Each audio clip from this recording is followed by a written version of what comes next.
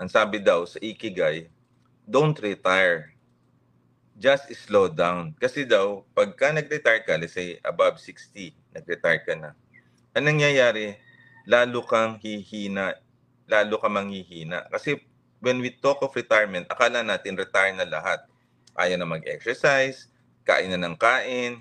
Siyempre, may malaking retirement, biyahe ng biyahe. But in doing so, lumalaki naman tayo, tumataba tayo. Doon pumapasok yung sakit.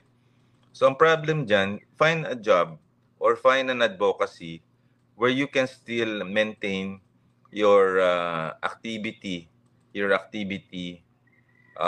for the rest of your life. Wag lang yung dating activity mo, less than 60. Kasi kaya na nga tayo nagre-retire because of our aging bodies.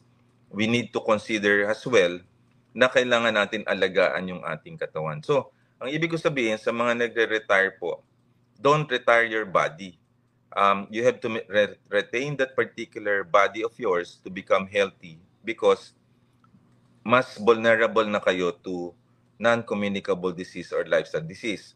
Ito yung sinasabi nating heart attack, stroke, cancer, diabetes, no? Kaya dapat hahanap tayo ng way